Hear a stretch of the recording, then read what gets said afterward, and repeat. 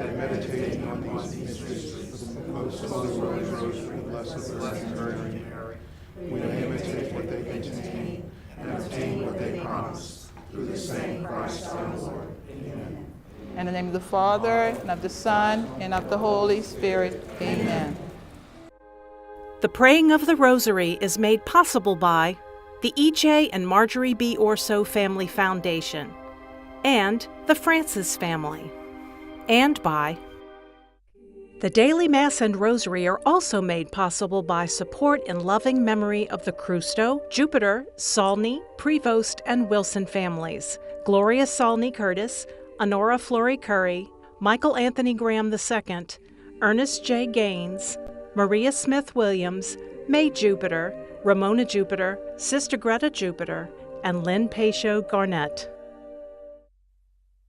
Hello, I'm Captain Eugenia Foster Adams, retired, a proud graduate of Xavier University of Louisiana's class of 1973. On behalf of my beloved alma mater, thank you for the support that you provided throughout the year, and we hope your holidays will be filled with love and light. May the light fill you with joy and peace throughout the coming year.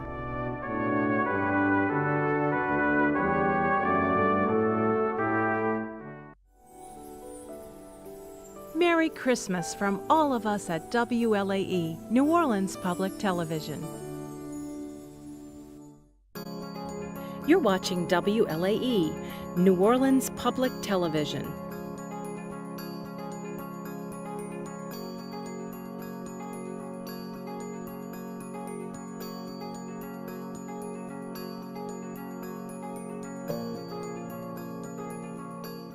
Sports with Eric Asher is underwritten by. At Villeries Florist, we deliver the magic of flowers 7 days a week to the North Shore and South Shore in the New Orleans area.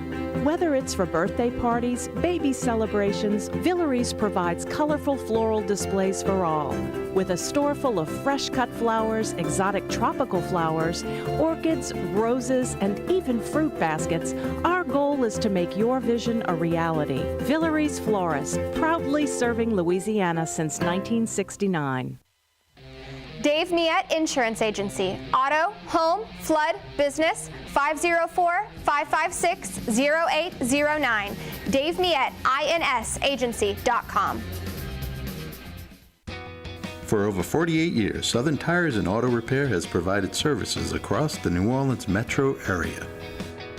Southern Tires offers a range of tires for all vehicles and ATVs. We also have a full suite of auto repair options, including brake repair, rim repair, custom exhaust, steering and suspension, tire siping, and so much more. Southern Tires and Auto Repair, 2550 Hickory Avenue in Metairie. CNC Drugs is a family-owned pharmacy that's been serving Southeast Louisiana for over 50 years.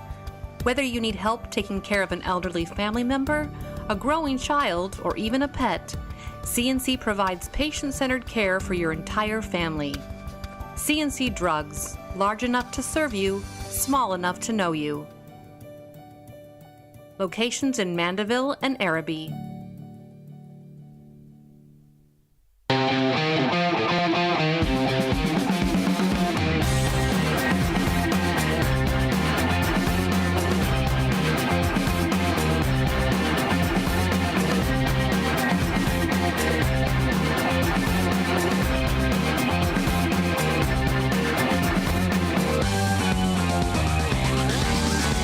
Good afternoon and welcome to another edition of Inside New Orleans Sports. I'm your host, Eric Asher. Over the next hour, we cover all the home teams as we always do. Saints, LSU, Tulane, also the Pelicans. Also, we'll touch on the New Orleans Bowl as that's happening as well.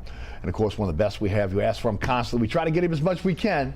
Mike Detillier of WWL Radio is our guest today. Mike, welcome back to the show. Thank you, Eric. Merry Christmas, Happy New Year to you and your family. You. I'm always trying to get my price up to come on the show, so you have to talk to Will about that. Yeah, okay. I'm good in the We'll negotiate the contracts. Well, Will and I, we can take care of that. But no, it's always great to be on with you. And then sometimes, schedules conflict. Right. So we always make it work. Try to do it once a month or somewhere in that range. Well, we appreciate your time as always. Mike, anything you'd like to tell anybody about the shows coming up? What did see what you got coming up on. Well, it's that time of the year, and it's hard to believe. Right. College football season is over. Now you enter the postseason in the bowl games. How fast it happened. It did. It's the blink of the eye, and it passes so quickly. And I've learned throughout the years to enjoy it. Yeah. Enjoy that time. Yeah. And it was something Sean Payton and I talked about after he left. And he's like, sometimes you don't enjoy the moment. Enjoy this moment. That, for me, to watch Tulane, Tulane gets to double-digit wins with Willie, and appreciate what he's done for the program and how he's brought it to another level. And Jaden Daniels at LSU, carrying 2 buckets of water. Man, he was fantastic. And you learn to appreciate what you see there. And then Nicholls State, right down the road from where I live, they win the Southland Conference. They go undefeated in Southland Conference play. And so you learn to enjoy the local stuff. Because I do all this national stuff too, and that's super. But this is home for me. And so you understand. You enjoy that moment more today than I did when I was 32 years old. I enjoyed a lot more today than when I was 32 years old to cover sports and to see the athletes from this area and how well they've done. Because I know how much work and time and sacrifice they put in. Absolutely. For the average person, they don't get it. They all spoiled. Spoiled, man, what? That might be for some pro athletes they spoiled. But it's very seldom you see that journey that those guys aren't working really, really hard. And also the women, too, in sports. And you see, what Kim Mulkey has done at LSU to build this juggernaut. Yes. And you might agree or disagree with how she handles things. My thing is, I'm not in her moccasins every day. She's going to handle things the way she wants to, and her record tells you she knows what she's doing. That's right. She's got the success, no doubt about it. Well, I don't know how you feel about the New Orleans Saints this season. 6-7 three-way tie with Tampa Bay and Atlanta, with Tampa Bay having the tiebreaker right now at 6-7. Your thoughts on the season? Frustration. Eric, I hate to say it, but it's true. You and I are not going to live long enough to see a schedule set up like this. I swear.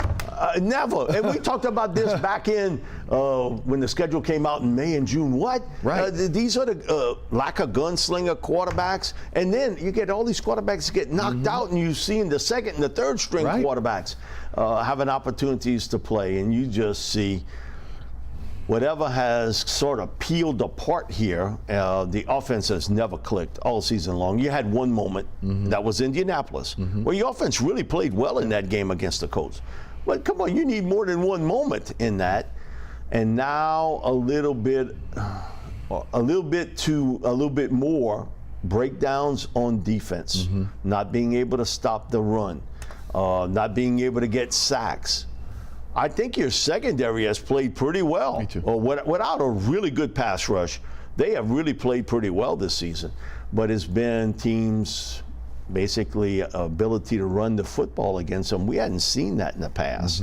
And so frustration. And, it's almost like if you had just one thing wrong, you could fix it. Sure. But it's not one thing. It's numerous things here that are wrong, and you fix one thing and then something else goes wrong with it.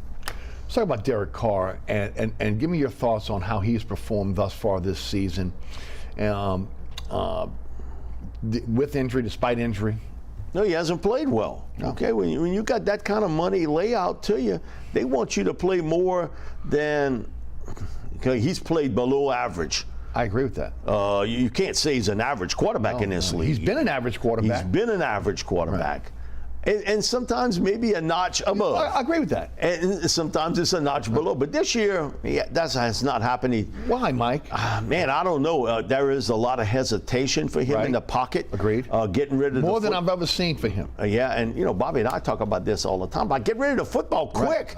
You just can't sit there and look around. Get rid of it Mike, fast. I find myself doing the count every time he drops back. And here's the other thing. I think if you put Dennis Allen on the lie detector machine, I think his deal is he would like to run the ball more. And this team has run the ball okay, but it's not been great.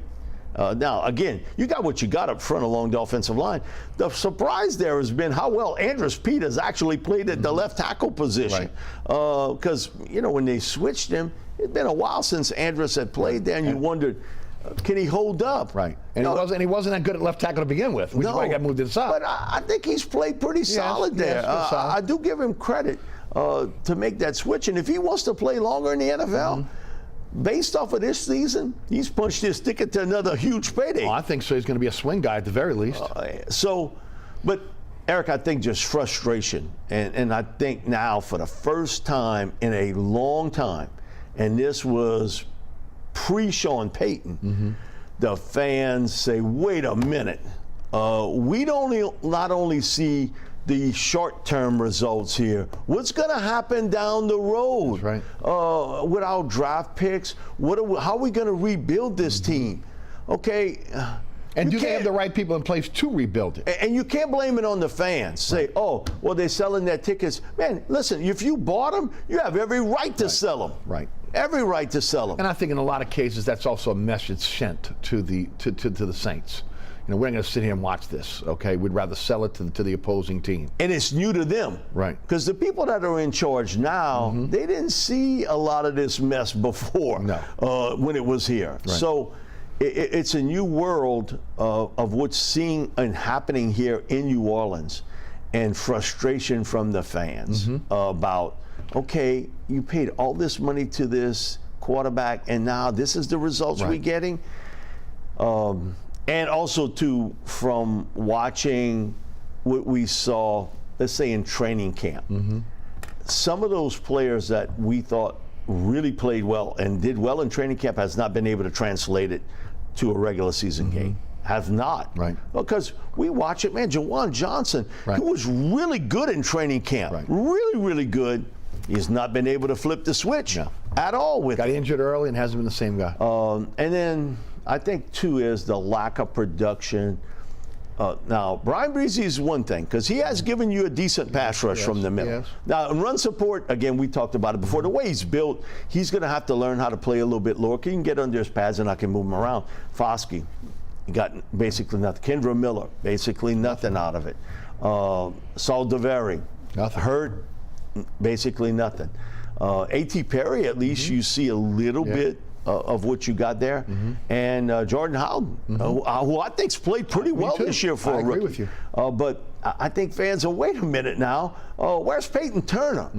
What's happened to him? And I get it. If you're hurt, you're hurt. Right. Nothing you can do about it. But when you're always hurt, that's an issue. Okay, and you and I sat here when they picked him. Man, I've seen all these articles and all this stuff on the internet about, oh, he never misses games. Come on, you stretched that rubber band as far as you can. Now, if that's your research, then you did bad with it. You did bad research. He always had a nick and a scrape at Houston. And was he dominant there? No. One game, Tulane. Okay. Tulane. And so my thing is, you are looking at a metrics of player. Okay, this is what I want the player to look like. Right. You know, my thing is football production.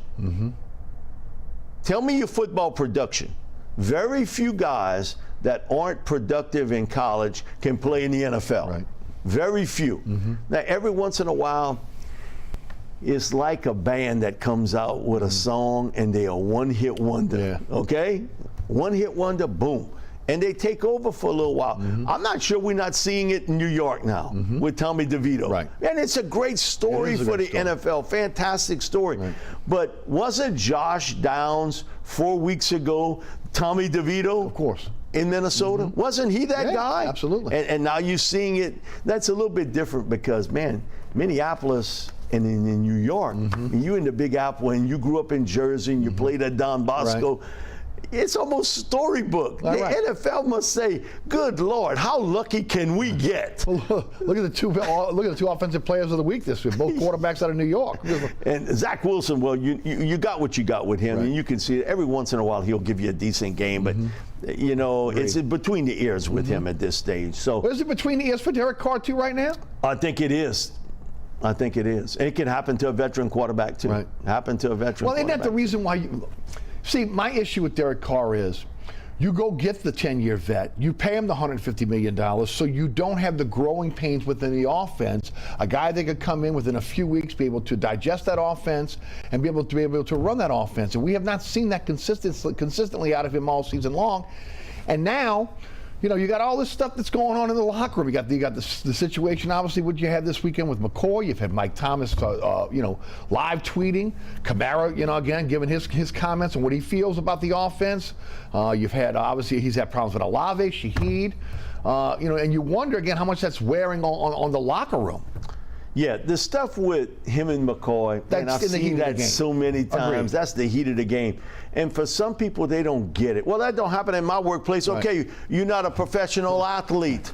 I've seen it happen in workplaces, right? You got to be kidding me. Right. That's not happening. And then, you know, after the game's over with, everything's cool. But didn't the Saints play better after the confrontation? They did. They played better afterwards. Right. So did it sort of spark something? I don't know. Now, had you played worse, which would have been hard to believe. Well, same thing happened with the booing a couple weeks ago with Carr, right? Yeah. I mean, Carr's getting booed, and it comes out, he goes 14 for the next 15 before he gets hurt. And so my thing is, can't be sensitive about it. Right. You got to move on, and there's only one way to fix it. Win. Right. Okay? You playing the Giants this week. Okay? And I think we always live in the moment. I think all of us do to a certain extent. I try not to, because sometimes that doesn't work good for you. Sure. We saw Monday night, okay, the Giants, okay. They play in the Packers, have won 3 straight games. Jordan Love looks great. The Packers defense have really played good. They rushed for over 200 yards against the Packers defense. Right. And Jordan Love, he made a few plays, but they turned the ball over. That game would not even been close had Saquon Barkley not put the ball on the turf. When he makes that big run downfield, he gave the Packers an opportunity to come back and take the lead. Had he not done that, Eric, we wouldn't even be talking about that. It would be purely the DeVito-Barkley game. Right. But because it's sort of the stretch didn't happen, but it made a great theater. Because, okay, how many people are staying up to watch the Giants and the Packers and the Titans and the Dolphins? Right. Now, for some people, fantasy football and gambling keeps your interest ready. Okay. And, you know, it's the first time, since 2016 that a team down by 14 points with less than 3 minutes comes back and win. And of all people, the Titans. Right. No, I do stuff for the pre and post game for the Titans. I would have never expected that from them. And D-Hop sort of takes over, and Will Levis does a nice job. And it's almost like the Titans were trying to give the game away at one point, and they come back and make the run.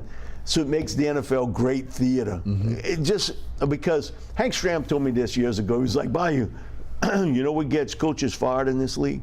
I was like, no. He said, bad football and you being boring. Yeah. He said, you know, I'm just telling you, he said, bad football and you being boring. He said, you know, if you are entertaining, okay, for some people, winning is ultimate. Right. And which it should be. Should be. But he said, if you entertaining, they're willing to cut you a little bit of slack. And he said, you know what I was with the Saints? I was boring. We were rebuilding the team, but I was boring. And he said, you know, he lose to Tampa Bay, a team that had never won a game, and that got him fired and got Coryell fired because he lost them the next week in St. Louis, and he gets run off. So I think just the frustration of the season. And I think people realize the schedule was set up for you to make a run here and be at least a 10-win team with the schedule you had set up. I would agree. That's what I had them. I had them at 10 wins. And it has not worked out, and it's a myriad of issues now. It's not just one. No, I agree. You can blame it on Derek, and he's a big part of it because you're getting paid. Well, you're getting paid. And you're the quarterback. There has to be a few questions here. First of all, the play calling of Carmichael. But again, playing a guy that was injured. It looked like last week they shortened all the routes because, again, he was injured, inability to throw the ball downfield. Now, he threw the ball downfield late. That got him in a position where they scored 2 touchdowns in what, about a minute 30? But overall, when you look at his performance, some people are looking to maybe the backup. What are your thoughts? I think especially because he's injured. The decision for me would have been why you played him in the Tampa Bay game early. Right. I mean, you're coming off that injury and you played him. Well, it was kind of the same thing this week again, right? I mean, again, the rib injury, he couldn't throw the ball. I mean, I watched a few plays where they had 3 players within a few yards of each other, 10 yards downfield. I mean, who's fooling the defense with that? The explanations of what's going on offensively is perplexing. Right. You had a running game going. Right, you did, and you abandoned and then you unplugged it. Right. That part, Eric, I don't get. I don't get at all. So that's a play calling issue. Not using Jimmy Graham. Well, you mentioned Juwan Johnson. He has not played well this year. So why is Jimmy sick? And I'm not asking Jimmy to play 35 plays a game. Play him 15 to 20. Okay, use him as your tight end version of Taysom Hill. Right. Right. Short yardage, red zone. Mike Thomas is out. You need a possession receiver. Use him there. It's as head scratching and frustrating as you can get at this stage. So when you're the head coach, it comes back to you. Always does. Always does. Okay, you're going to take the heat for this. You and the quarterback, you both getting paid the most amount of money. Head coach getting paid the most amount of money. Quarterback getting paid the most amount of money. So you're going to get the blame. Now, when you win, you get a lot more credit than you should. Always. But my thing about it is, with this schedule and with some of the talent you have on this team, to play as bad as you played on offense, unexcusable. Right. You mentioned the defense as well. You know, they bring in 2 guys that had their best seasons in Saunders and Shepard, but those were backups, and you expected those guys to take the next step. And let's face it, they did not. They have not done that consistently this year. Again, the inability to stop the run has really been an Achilles heel for this defense. Yeah, and I talked to a couple guys that come to our Louisiana line camp that coach with the Chiefs, and they were like, you better hard coach Saunders. Not that he doesn't have talent, that he's got talent, but you're going to have to kind of lean on him quite a bit. With Shepard, man, he looked good in practice. Man, you could see athletically how he can get off the ball, and he's so quick and he's so fast. He hasn't turned that into production in a regular season game. He was also going against the Saints offensive line, which again has taken a step back this year, right? Yeah, but even with that, Eric, there is something about watching a guy who can move around and get around people. Agreed. Even if it's a second string lineman or a third string lineman, you can see he had talent. I don't know about the buttons being pressed there. Okay. And so you think it's a motivational issue? I think it's... Or a schematic issue? I think it's a little bit of both here. Okay. I think it's a little bit of both. The only guy that you can say week in, week out, and he gives you Carl Granderson. Every week. And you paid him, and people out there, guys get paid, they don't play. Man, that's not their effort deal with Carl Granderson. He gives you a lot. Now, teams get it. So you know what they're doing now? They get a little chip with a tight end, running back. That used to happen with Jordan on the other side. But now their deal is, man, Jordan we can handle, but man, Carl Granderson's a different issue. Right. So for the secondary, that has been sort of as advertised, even with some injuries. Yeah. It has been as Look at advertised. Adam coming in the other day. I mean, and so Isaac. He's a good player. Somebody's going to pay him this offseason. Yeah. Somebody's going to pay him. And I thought the play of the game was Paulson Adebo. Oh, yes. Running across the field to make a tackle at a guy with the 1.5 yard line. And then they get 2 negative plays and they backed up. It goes to show you. Because we had a bunch of people text in, y'all too hard on Mr. Tepper. He shouldn't be involved with the Panthers. Or why is he so upset about it? After you watch this game, if I'm worth $25 billion and I paid what I paid for this franchise, I'll be upset what I see on the field for the Panthers. Should be upset what you see on the field for the New Orleans Saints. Yeah. So you get it that you got a new breed of owner now, too, hitting the league. Gail Benson's more of the old school type than, I'll give him a chance. We're going to roll this out. Maybe patient to a fault. To a fault. And sometimes, Eric, I've been in other businesses before. Right. Continuity is great, but sometimes change needs to happen. And a shake-up is good sometimes. And it gets everybody refocused back. And sometimes new ideas coming in to the organization, it does have an impact, okay? It's great to have continuity when you're winning. Yes. But when you're losing, You can't double down sell on a that. bad idea. No. That's the problem. No. You know, when you see it didn't work, when you saw it didn't work last year, you double down on it this year. What are you going to do at the end of this season? You going to double down again? You're going to try to make some staff changes, some cosmetic changes, and come back with the same type of with Allen and that regime? What are your thoughts? What do you think happens at the end of the season? You know, Bobby and I, we sort of agree and sometimes disagree, but feeling is if the Saints somehow, some way would get into the playoffs, right, you have staff changes, and Coach Allen stays. Okay. If they don't, then you got to make a move. Do you think they're willing to do that? I think that you almost have to. I think you have to because I think the fans have spoken. I think that they've spoken long ago. I think they've spoken not only over the last couple of weeks. I think they've spoken long ago about, hey, wait a minute. Well, they know what good football looks like. Exactly. And you can say, well, they spoiled. Okay, spoiled. You don't need to get too much better. But again, it goes back to Stram's comment. Bad football and boring. Right. Mike, I know you get this question all the time on your show. Better for this team to make the playoffs and maybe be out in one game, or get the better draft position and miss the playoffs? Man, the way they draft, I would say let me get into the playoffs. Come on, lately. I have to say you're right. And Jeff Ireland's gotten a lot of accolades from yours truly as well. But again, when you start breaking it down. You break it down after 2017, it's been a lot of hit and miss. Right. And some of the early picks. Right. And so that's where. And that's where you got to hit gold. You got to be able to do it. I mean, you look how teams can quickly turn around. A great example is right out west of us with the Texans. And that was a lot of debate there with C.J. Stroud. I think they don't want to admit that, but I think there's some truth to that about they weren't really sure about C.J. because I think they really wanted Will Anderson.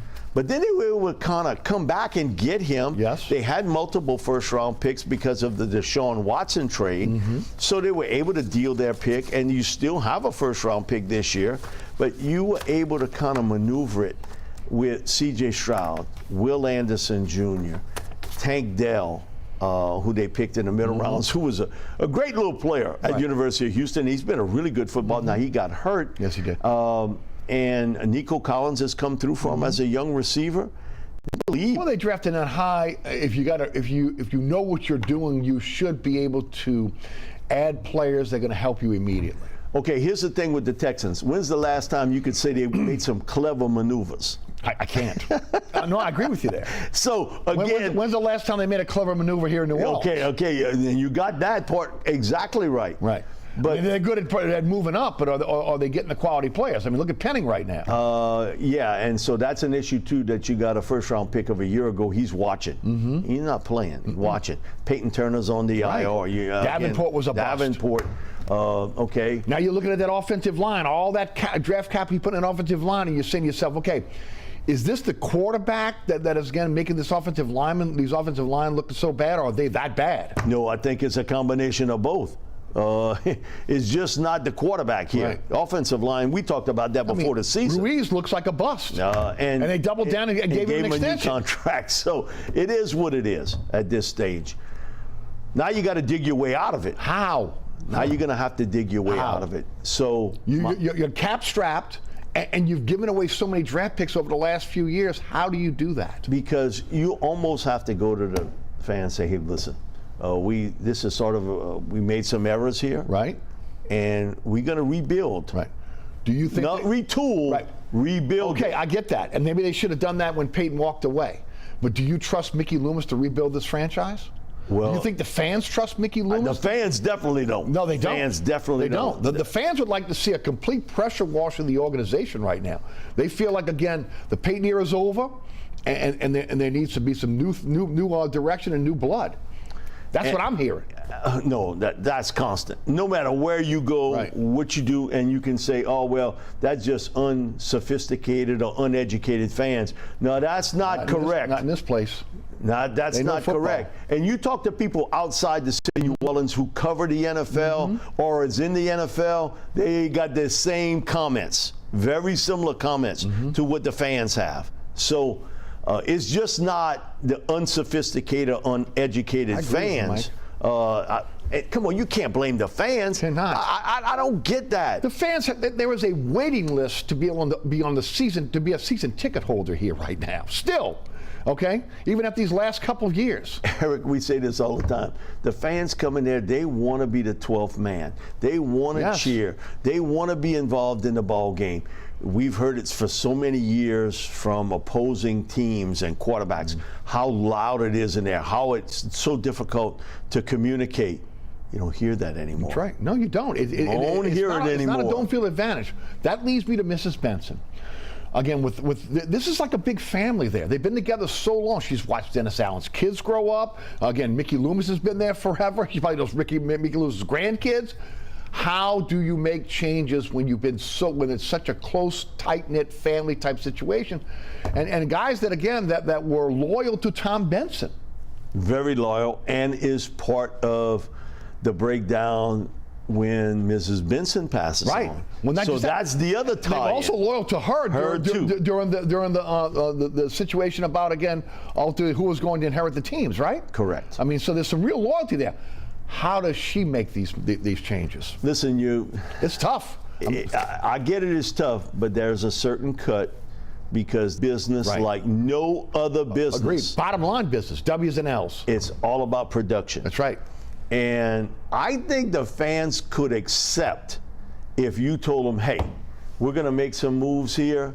And this isn't about a retool. This is about a rebuild because we have age on both sides of the football. They see it now. They see it with some of the best players that have ever put on the black and gold on defense. They're getting up in age and not quite the same player. I agree, Mike. They would understand that. Absolutely they would, because they know. But you can't sell them on something that they don't believe in. Fans today know a lot more about the game than you might think they do. And if they don't believe in the head coach, and if they don't believe in the general manager, then they don't believe in the franchise and the direction of the franchise. And you and I have lived long enough, we've seen that before. I have. In past years. And Mike, for those of us that have seen what this was pre-Peyton and went through the years again of all, the bad coaches and the bad drafts and the bad free agent moves and Plan B, and we go all the way down the line, right? Okay, we see the difference. We know the difference. We know the direction that it's going in. Nobody wants to get caught in again, a constant situation where you're involved in mediocrity. Okay, I know the NFL is a mediocre league right now. Look at it is a worse league today. Right. Than when we first started covering them. I agree. So worse league today. But the athletes are better. Okay, but yes, it is a worse league. But I think, and you can call the fans spoiled all you want. I'd say they're demanding. They know the difference between good football and bad football. My thing is, they want bang for their buck. That's all. I mean, come on, you got to give me something back. For a lot of people, I think if you get a certain level, you don't maybe understand that average fan that might put that money away every time they get paid. True. If it's every 2 weeks, every week, I'll put that money aside because I want to buy season tickets. I want to bring my kids to the games. True. I want to bring wife, girlfriend, whatever to the game. This is not a corporate city. No, it's not. This is still where you got the average fan that's buying group boxes or groups of tickets. And the other thing is the economics part here. Right. Agreed. Which I think a lot of people don't quite get. Some people are doing really well in this world. Right. Other people are struggling, really struggling. We're a different city post-Katrina. I mean, again, this was a city before Katrina where you could live pretty well and not maybe make a lot of money. Now this is an expensive city to live in. The other part, too, is, and this will be a history books write-up, post-Ida. Right. Because now, to live here, have a home here, insurance, all across the board. And, okay. What do you think takes the first hit? I got to give up something. You're going to give up football? You're going to give up going to restaurants? I mean, again, for most people, eating is going to come first. They're going to keep going to the but again, they're going to start saying, okay, look, I can't afford the Saints tickets anymore. I would love to go, but I can't afford it. So we are living in times of post-Katrina. But now, as that started to get a little bit better, then we had like one storm after another. But post-Ida now has put this at another level because of insurance and other things that have happened economically. You and I have lived through all these ups and downs economically. At least, 10, 12 times in our lives? Where it's been good and then it goes down and then inflation's high and then it's not. But we're living in that. That's where you have to live in today and understand that sometimes that average fan, he doesn't have a ton of money that's extra to him. He's making sacrifices so he can go to the game, be a part of it, and everything else. I agree. And look, the prices are expensive at the Dome. The prices are expensive at the arena.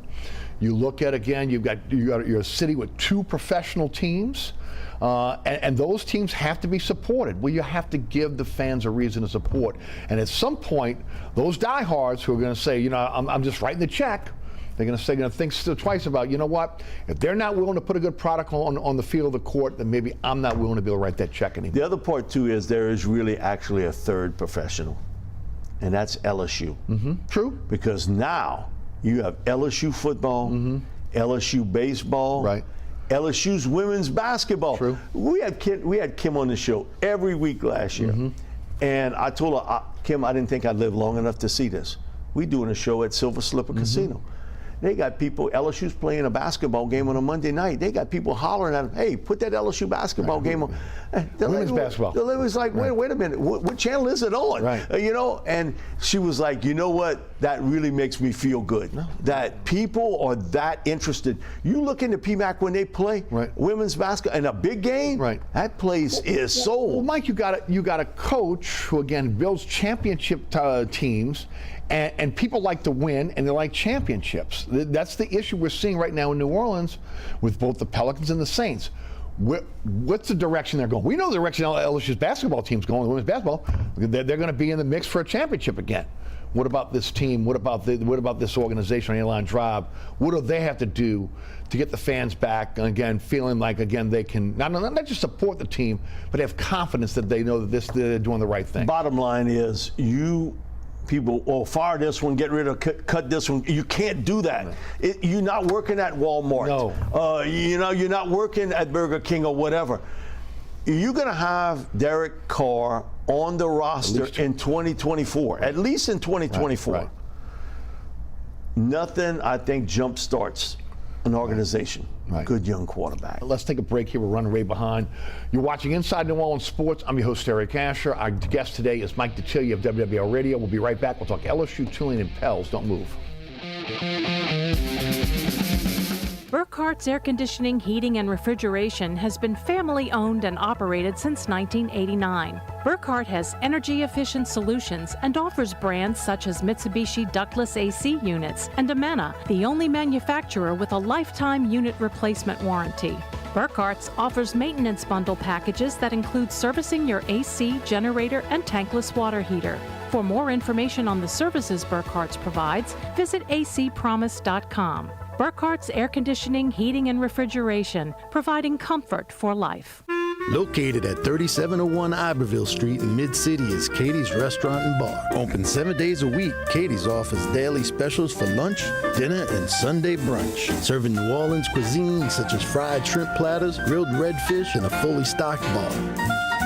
And don't forget about our expanded event seating and local entertainment. Featured on the Best of Food Network's diners, drive-ins, and dives, Katie's Restaurant and Bar.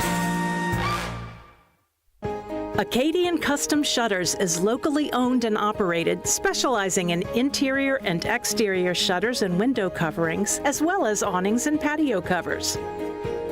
Acadian Custom Shutters offers American products with personal service and workmanship, serving the South Shore, North Shore, and Mississippi Gulf Coast. More information is available at 985-893-3119 or AcadianCustomShutters.com. Welcome back to Inside New Orleans Sports. Mike Detillier is our guest. We talk Tulane football now. Tulane again heading to the Military Bowl, take on Virginia Tech. That's the 27th of December. That's a 1 o'clock kickoff on ESPN.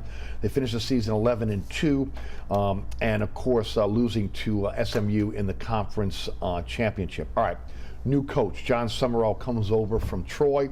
23-4 over the last 2 seasons, 2 Sun Belt championships over the last 2 seasons.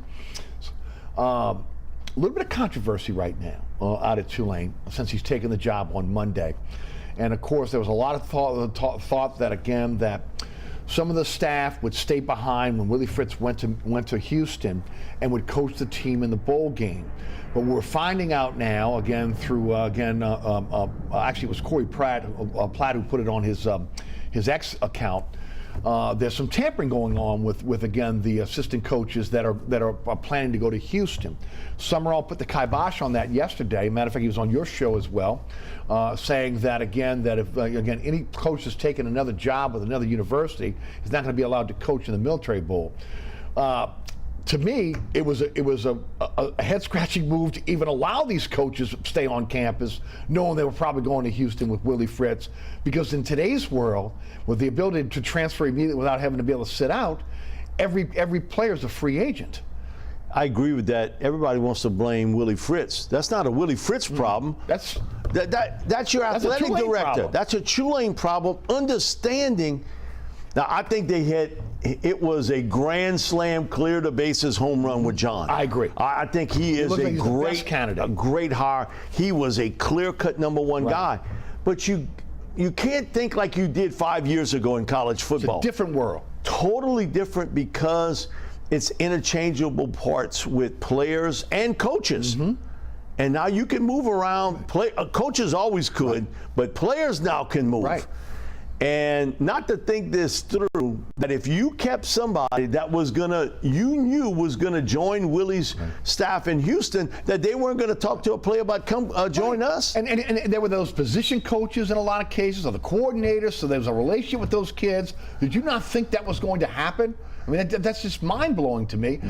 Summerall comes in, he's got to triage this situation now. Yeah, and I think he made the only move he could have made, and the smart one. Right. If you're not staying, then hey, thanks. We appreciate what you did for Tulane. You brought us to one level, and now I'm in charge. Now I'm the boss, and what I say is, if you're not staying, then hey, thanks. We appreciate it, and I'm going to move on.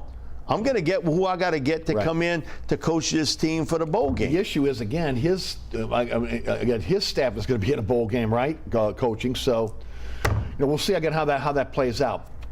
The question I have, and the question I've asked a lot is, has Tulane learned a lesson here? And the lesson is, again, in today's world of college football, it is an arms race. And you have to be able to have the amenities that kids are looking for, because if you don't, the other guy's going to. They didn't build the practice facility. They don't have a football ops building. They're talking about, again, having that as a shared ops building with all the sports. But yet we saw the increased enrollment. We saw more eyes on Tulane football. We saw more money coming in from donors because, again, of winning football. And they had a guy that I thought might have stayed because, again, he was 63. And then, again, this was an opportunity for him to be able to, again, maybe retire at Tulane and have a statue put up for him. But it goes to show you that if you don't do the things that you promised, in a lot of cases, guys are going to bolt. And Willie Fritz moving on to Houston, to me, should be a lesson for Tulane that if you want to be a big-time program, you got to put the money into it. Okay, Eric, you're not old enough. Why did Jim Pittman leave Tulane to go to TCU? Why did Mac Brown leave Tulane to go to North Carolina? Right. Why did Bowden leave Tulane to go to Clemson? Right. And you can kind of look at Larry Smith left here to go to University of Arizona. Promises were made, and some of them came through, but a lot of them didn't. Okay, so I'll say this. If we lived another 50 years, we'd be talking about that 50 years from now. In today's world, they cannot do it. Either you are going to be a program or have an athletic program that has the amenities for these kids, or again, you're going to be in the group of 5. Well, you're going to be in a group of 5. Because I don't know that long-term, short-term, long-term commitment to give every piece of the puzzle is there. Do you feel confident in that? No, I don't. So I definitely don't, because history does repeat itself. Mm-hmm. And we've been through a good 50 years of it, that we've seen it, either growing up or covering it, that the coaches, I could put, it didn't matter who it was, on the mic, they would say the same thing 50, 40, 30, 20, 10 years ago that they say today. Right. It's the exact same thing about a commitment. And now in an ever-changing world of college sports, which is almost like a pro franchise today. It is. The way you handle it, Right. and the way money is coming in at a lot of different angles. Right. And I think we live in a different society than, say, our mom and dad, our grandma and grandpa. And if they had money, y'all handle that baby when I'm dead. After I go, y'all can fool with that. Today, you got people a certain age, their deal is, you know what, I want to see where my money is going to go. I'm willing to give you money, but show me what I'm going to get for that. Especially if you're being a big donor to a university like that and you're trying to help them in terms of the athletic program. I would 100% agree with that. But again, you can't continue to promise coaches you're going to do things and don't do it. And don't do them. Now you got a guy now here at Summerall who is an up-and-coming coach. He is a really good one. But you know, my thing is this, and I told this to Willie, that you are successful because you left the program better off than how you took it. 100% agree. I don't care what job you have, if you've taken over a position somewhere and you leave it better than how you got it, you have done your job. Willie did his job. There's a lot of hatred for Willie Fritz out there. Be. I don't get it. Shouldn't be. Okay, my thing is, if you a hater on Willie Fritz, let me see what you did in your life. Didn't you leave maybe a job to go somewhere else where they paid you more and maybe a little bit better benefits? Come on. You can't have your heart talk here. It's got to be your head. Well, also, again, look. If you make commitments, you have to follow through on those commitments. And I hope that Tulane learns something for this. Because look, this guy, he's successful. He's 41. Okay, Willie Fritz was 63. That's he's moving to the next stop, and that means Tulane is going to be a stepping stone again. But that's not a bad thing if you understand that, again, everything what you have to do to continue to have a program that's on the rise. But you have to, in today's day and age, you can't treat it like you did 15 years ago, or 5 years ago, or 10 years ago. You can't treat it like you did 2 years ago. It is an arms race now. It is Major League. Sam Jankovic told me this years ago. He was the athletic director at University of Miami. So he was involved in hiring Howard Schnellenberger, Jimmy Johnson, Dennis Erickson, Butch Davis. Okay. And he said, you know what I heard back from people at Miami of Florida? How come we can't keep a coach? And his reply was always, and I'm going to tell you this, what I told them. Would you rather have a coach that's on the Social Security plan and wants to be here 20 years, or a successful coach that everybody wants? You make that decision. Great point. And there's a lot of what happened at Miami of Florida, which sort of is run in some manner similar to Tulane. Today. Well, look at it, private institution. Private institution. So the way things happen with the Green Wave and the way they happen with the Hurricanes, the Hurricanes went through a run, unprecedented in college football, to win and have different coaches win them. I mean, when you think about what Schnellenberger did, what Jimmy did, what Erickson did, what Butch Davis did there, yeah, they all took off to go to the NFL or the professionals. But my thing is, the next step. They won. They won, and they won big. So for Tulane, I think it's a part of understanding that the college world of athletics is changed so much. Even in 24 months, it's totally different than it was. Then it's changed in the last 24 years. It's changed more in 2 years than it has in 24. I mean, look, you no longer have to sit out. Again, now you're getting paid legally. Come on. I mean, because people don't realize. And you have more leverage as a player now than you ever had. And for some people, that really bothers them. Man, why? What, 19, 20-year-old? Okay, if you good enough, if that was your son, wouldn't you want to put him in that spot? Come on, you know you would. Oh, no. Come on. You lying through your teeth. You'd burn that. If you own a detector machine, you burning it up. You have to be able to change with the times. Exactly. And understand where, again, at least have the ability to be able to see where you are and see where you're going. And again, I think the Willie Fritz thing has to wake. If you don't wake up after this, then you're not going to wake up. Eric, I've heard it too many times. I got to see it to believe it. I agree. I got to see it to believe it. I don't want to hear I'm landlocked, okay? Landlocked. No, they had a chance years and years ago to go across Claiborne Avenue, and they didn't do it.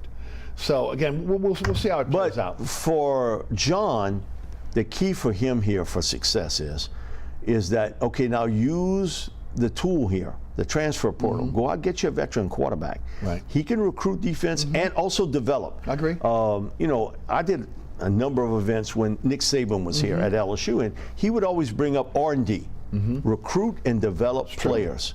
That's the key. Now, there's a little caveat to that now, because you got to re-recruit the same guy every year because somebody's after him. But I think that recruit and develop players is a big part of today's game, but the recruit part also is the transfer portal part. Yeah, I agree. Well, and quarterback, man, listen, that's paramount for Tulane today. Look at what happened. You had Pratt, and look at the success.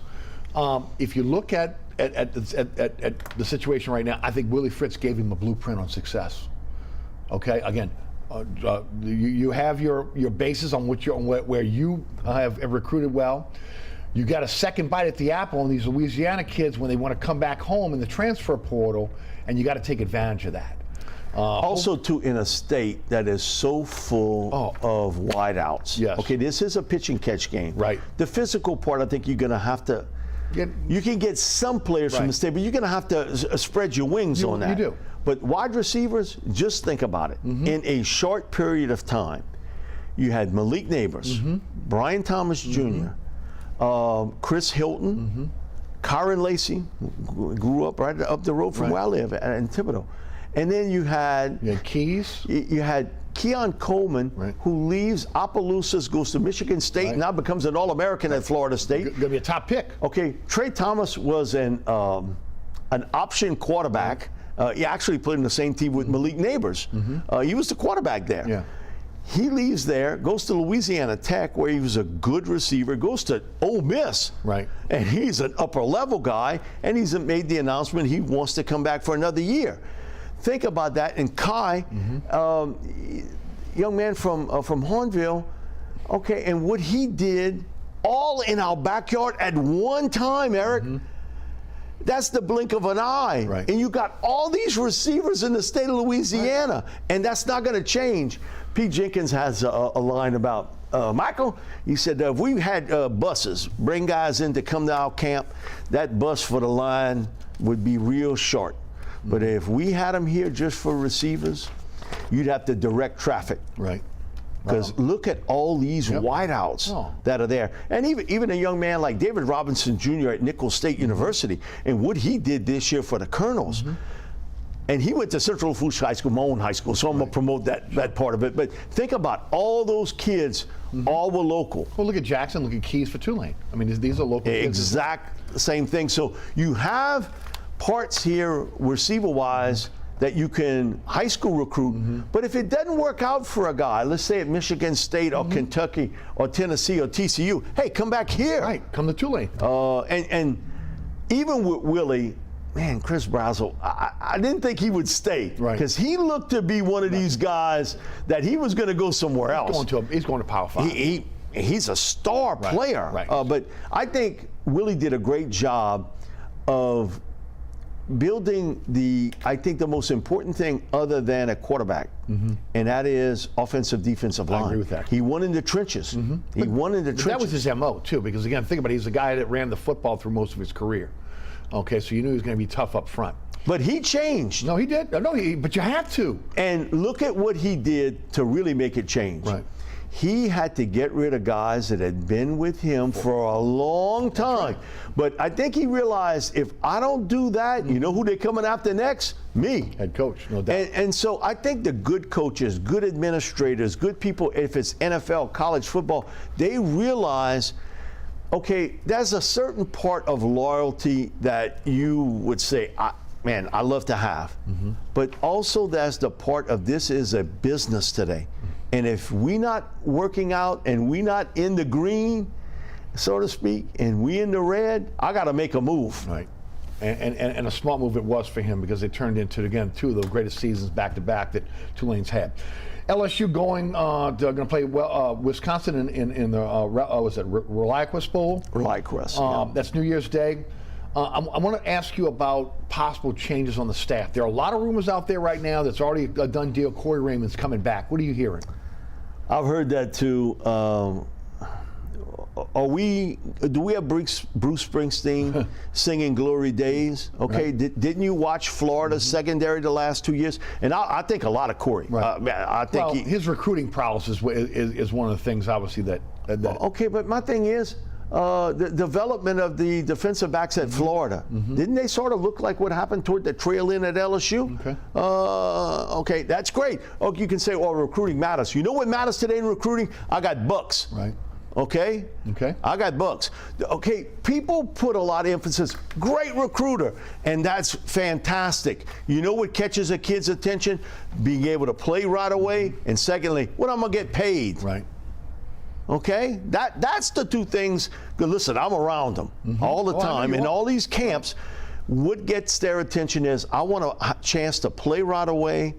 And there also is the element of what I'm going to get out of this. Do you anticipate staff changes at LSU? Oh, you got to on defense. Right. You cannot stay status quo. Does House survive? Now that part I've heard some people in the know tell me they think he's going. Some people say they think he's staying. Right. My thing is, well, I mean, I don't see how you can keep it in place. Based off of what you saw, that was as bad a LSU defense as you could possibly watch. Kelly did talk about retention on coaches and players. You might be talking about retention on offense, but on defense, come on. Eric, retention, it is what it is. To the choir. On this, that defense did not get better. Right. It progressively got worse. And worse and worse.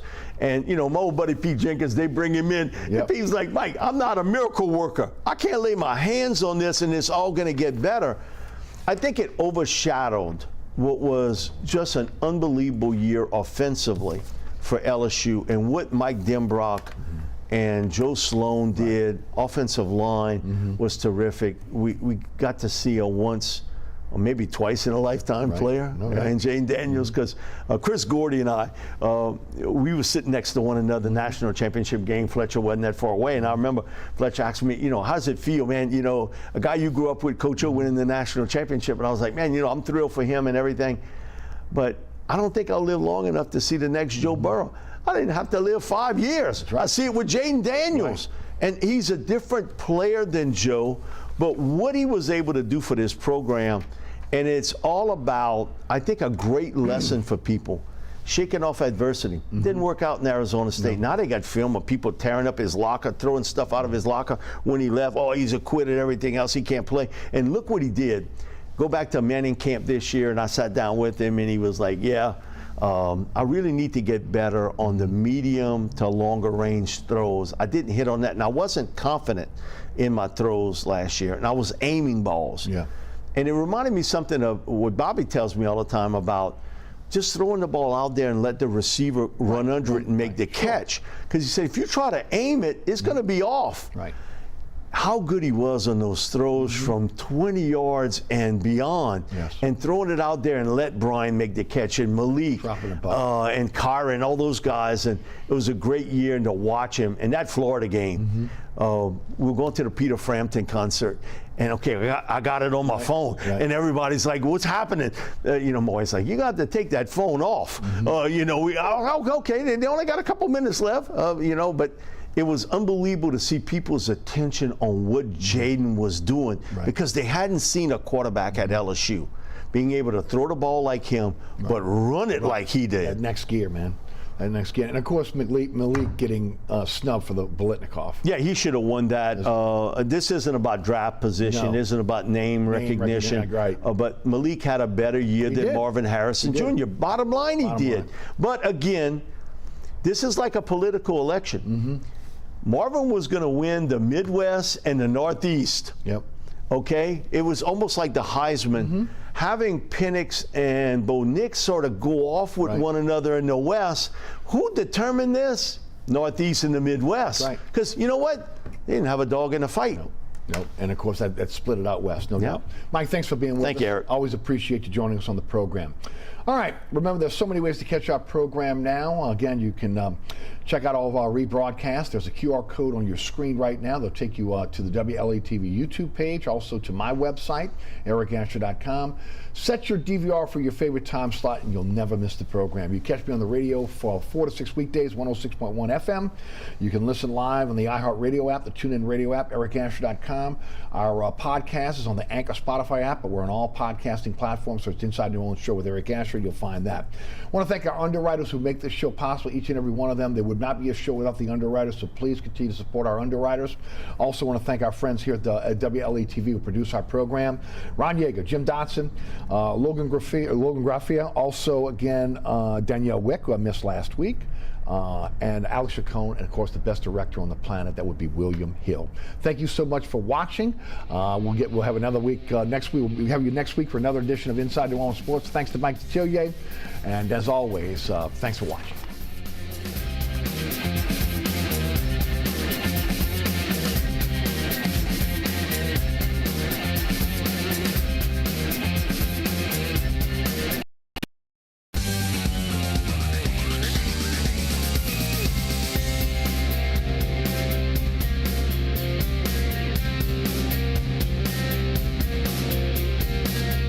Yoga, like life, is a process of refining and evolving. Simply slowing down and being aware is a place to begin. Hi, my name is Stacy Milner Collins. Welcome to Yoga in Practice. Thursdays at 5 p.m. You're watching WLAE, New Orleans